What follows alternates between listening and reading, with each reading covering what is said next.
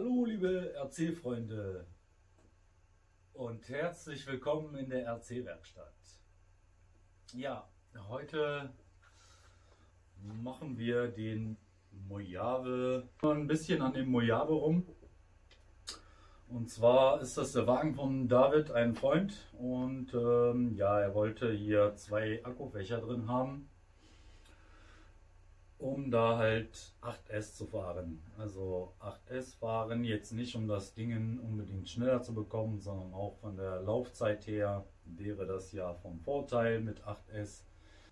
Ja, und der Wunsch war halt, das Ganze so zu machen, dass es wirklich dann mit Armateilen funktioniert. Also es soll jetzt kein spezielles Modell so werden, wie jetzt mein Great Rock zum Beispiel. Da ist ja sehr wenig irgendwie originale Teile dran. Das meiste ist selbst konstruiert.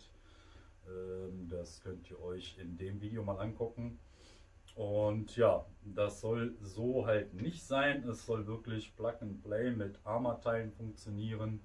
Und das war jetzt eigentlich auch schon die Herausforderung an mich, da ich gerne halt Teile konstruiere und baue und mir es so zurecht mache, wie ich es gerade brauche. Aber halt in dem Fall soll das halt Plug and Play sein. Und ja, deswegen ist das eine kleine Herausforderung für mich. Das ist der Mojave, zu dem habe ich leider kein richtiges Video. Ich habe zwar eins aufgenommen, aber da hat der Ton nicht geklappt und ja, diverse Probleme.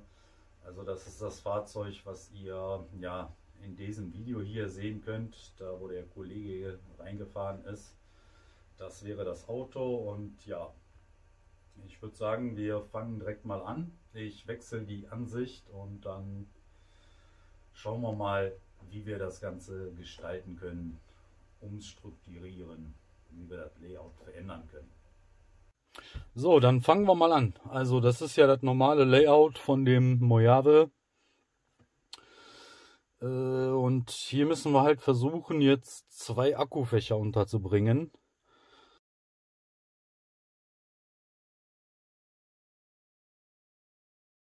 Ich habe das alles schon demontiert. Deswegen tun wir alles einmal auf die Seite. Ich habe vorab schon mal ein bisschen probiert. Deswegen ist auch alles schon lose.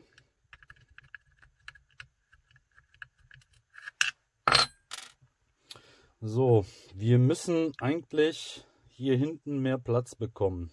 Das heißt, hier vorne ist ja schon sehr viel Platz. Und wenn wir jetzt den Motor nach vorne holen, dann müssten wir hier hinten mehr Platz haben und hier hinten 2 Akkufächer hinbekommen. Vorne die Akkufächer, ja, da hier das Servo sitzt und so, dann wäre das nicht so toll, finde ich. Deswegen drehen wir die ganze Chose einmal rum. Das heißt, die vordere längere Welle kommt jetzt nach hinten. Und das, was hinten war, kommt nach vorne. Wir drehen das einmal komplett. Dann müssten wir hier hinten mehr Platz haben. So, beim Mojave sitzt ja das Ganze aus der Mitte raus. Und das müssten wir dann auch einmal in die Mitte holen, so dass die Kardanwellen hier mittig angeordnet sind. Das heißt, das Ganze kommt ein bisschen weiter hier rüber. Jetzt stört hier natürlich die Brace. Okay, die muss ich gleich noch abschrauben. Aber erstmal zum groben Anpassen müsste das reichen. So, der Servo, der sitzt ja eigentlich so.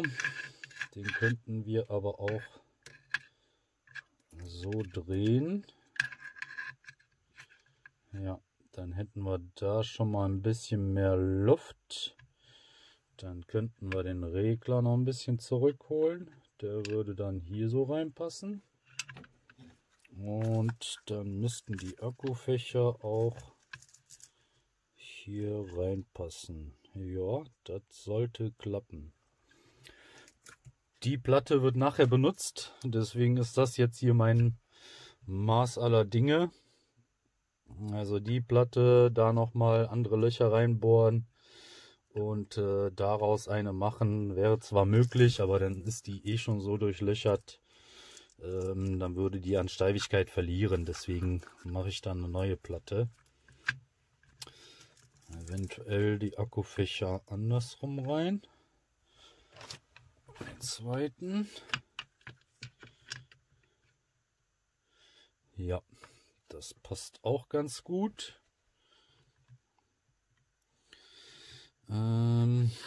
Hier zwischen der Brace und dem Mitteldiff haben wir einen, ja, einen großen Spalt, sage ich mal. Also da ist eine große Fläche. Da würde sich das Ganze schon verwinden, beziehungsweise biegen.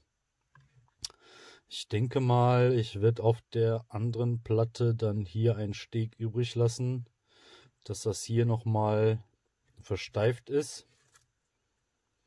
Dann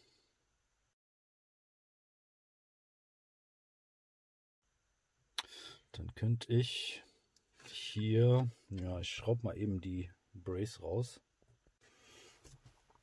So, ja, das könnte gut klappen.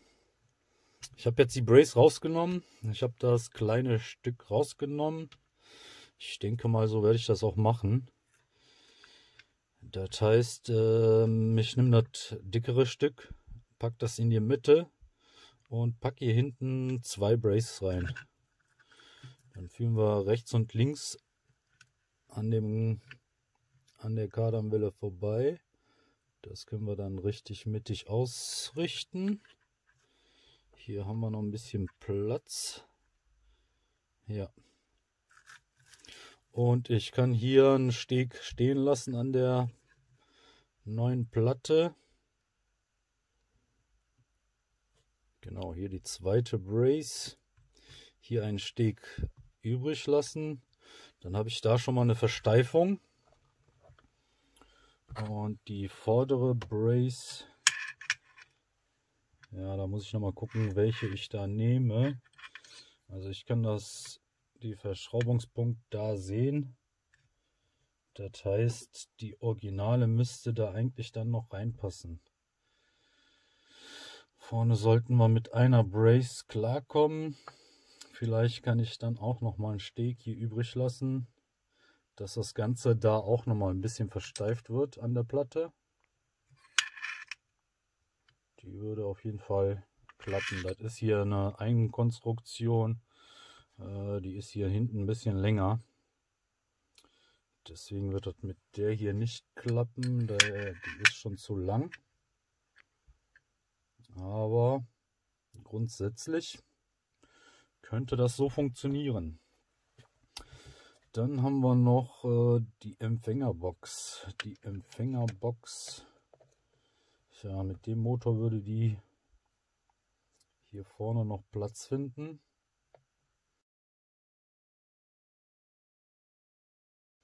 Dann können wir allerdings keinen längeren Motor fahren.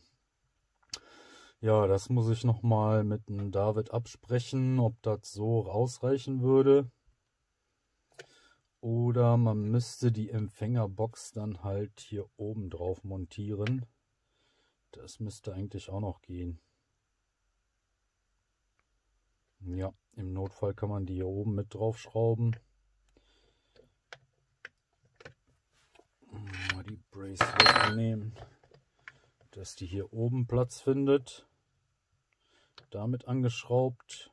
Und dann könnte man auch noch einen längeren Motor fahren. Das wäre so das Optimum. Der Regler, das ist hier ein Max 8.